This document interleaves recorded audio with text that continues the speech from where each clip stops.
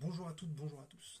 Comme vous le voyez, une fois de plus, on va parler finances. D'accord? Et le sujet qu'on va aborder dans cette vidéo, ce sera la planche à billets et l'hyperinflation. C'est quelque chose qui est très important à ancrer dans nos esprits d'adultes, mais aussi dans nos esprits de nos enfants.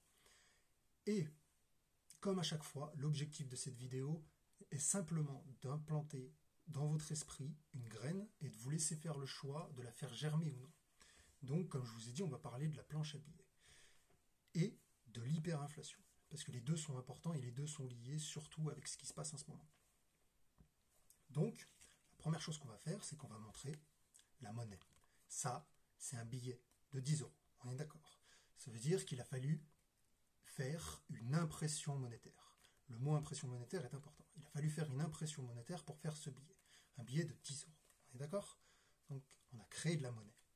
Ensuite, de l'autre côté, voilà une casserole. Cette casserole, il a fallu la fabriquer. Il a fallu la créer. On est d'accord?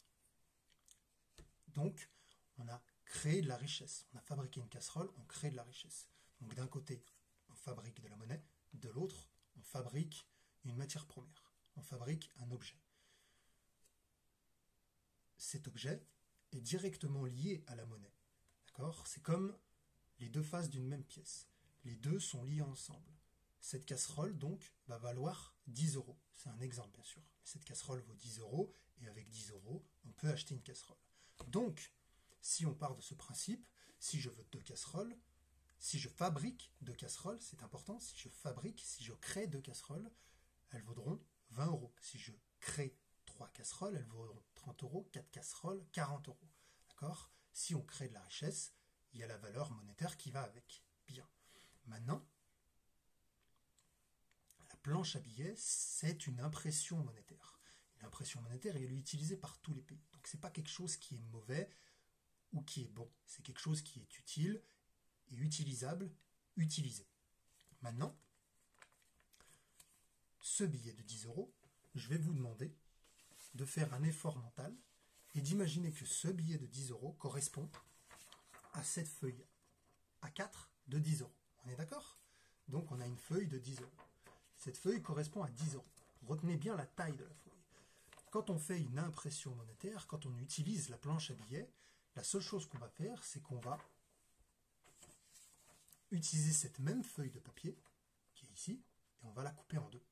Et on va obtenir 2 fois 10 euros. On est d'accord? Si je continue à utiliser la planche à billets, et que je crée encore de la monnaie, alors que je ne crée pas plus de casseroles, d'accord? Chaque jour, je ne crée qu'une seule casserole, mais chaque jour, j'utilise la planche à billets. Et bien, si je divise encore, on va obtenir 4 fois 10 euros. On est d'accord? Et si on continue une deuxième fois, et ainsi de suite. Donc, vous avez compris le principe. Le problème, avec l'impression monétaire, et la différence avec la création de richesse, c'est que quand on crée quelque chose, quand on fabrique une casserole aujourd'hui et qu'on en fabrique une deuxième demain, on multiplie la richesse. On crée plus de choses. Quand on utilise l'impression monétaire, on utilise toujours la même feuille de 10 euros qu'on divise. Donc d'un côté, la création monétaire divise la richesse, et la fabrication de casseroles multiplie la richesse. Donc quand on fabrique, on multiplie la richesse. Quand on utilise la planche à billets, on divise la richesse. Et le problème, c'est qu'à un moment donné, Monsieur Casserole, le fabricant de casseroles, il va se rendre compte que son billet, on l'a divisé. Donc il va faire ses comptes. Et au moment où il va faire ses comptes, il ne va pas regarder cette feuille-là avant impression, il va regarder après impression. On est d'accord? Donc, quand on compte l'après impression, 1, 2, 3, 4, 5, 6, 7 et 8. Donc ce qu'il faut bien comprendre, c'est que ici, la quantité de monnaie ici et ici est exactement la même. À la différence que ici on a 10 euros et ici on a 80 euros. Et ça, c'est ce qu'on appelle l'hyperinflation. D'accord? C'est quand on utilise la planche à billets, quand on crée de la monnaie, alors qu'on ne crée pas de richesse équivalente à côté. D'accord? Ça, c'est l'hyperinflation.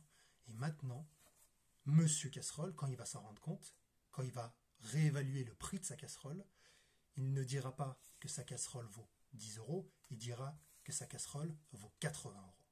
80 euros. Donc ce qu'il faut bien comprendre avec l'hyperinflation, c'est que tous les pays s'en servent. Ça permet à chaque pays, malgré la différence de production de richesse, de pouvoir commercer les uns envers les autres. Donc c'est pas quelque chose de mauvais. La seule chose qu'il faut imaginer, c'est que chaque pays saute d'un avion avec un parachute. Et l'objectif, c'est d'arriver le premier en bas, mais pas d'arriver le plus vite. Donc, ceux qui utilisent très peu la planche à billets vont descendre très doucement avec leur parachute. Et ceux, comme la France en ce moment, qui utilisent la planche à billets, la France, et quand je dis la France, c'est l'Union européenne, là, nous, on a décidé de sauter, mais pas de prendre de parachute. Et ce qu'il faut bien garder en mémoire, bien retenir, c'est pas la chute qui est important, c'est l'atterrissage. Et à votre avis, qui aura le plus de dégâts entre celui qui descend vite mais avec un parachute, de celui qui descend vite sans aucun parachute? Posez-vous simplement cette question et imaginez le saut en parachute et ça vous donnera un ordre d'idée. Donc aussi, ça veut dire que pour bien comprendre ce système d'hyperinflation et de planche à billets, pour vraiment le comprendre psychologiquement, quand vous avez une maison qui en 5 ans a pris de la valeur, vous n'avez pas gagné des mètres carrés. C'est juste que la maison s'est réévaluée en fonction de l'impression monétaire. D'accord ? On s'est rendu compte qu'il y avait plus de billets sur le marché, et donc la maison vaut forcément plus cher, parce que le nombre de mètres carrés n'a pas changé. Quand vous voyez votre essence augmenter alors que le baril de pétrole n'est pas à 200 $ le baril, c'est peut-être que ce n'est pas l'essence et en lui-même qui coûte plus cher, mais c'est simplement le billet qui a moins de valeur. Et le dernier exemple pour que tout le monde comprenne avec les informations du moment, on vous a dit à la télé, aux informations, on vous a dit les pâtes, ça va augmenter de 24%.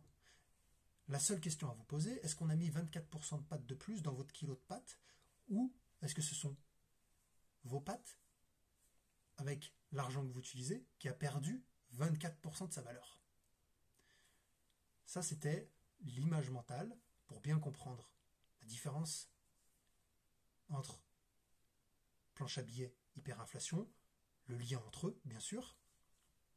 Et enfin, la dernière question à laquelle je ne vais pas répondre, mais c'est à vous d'y répondre. Est-ce que vous pensez que notre impression monétaire ressemble à la Suisse, le pays suisse, ou est-ce que notre impression monétaire ressemble au Liban, pays Liban? Regardez ce qui se passe au Liban, regardez ce qui se passe en Suisse, et posez-vous la question, dans quelle direction notre pays, la France, va? Et quand vous aurez la réponse à cette question, vous avez une seule chose à faire, agir. Alors agissez et prenez soin de vous.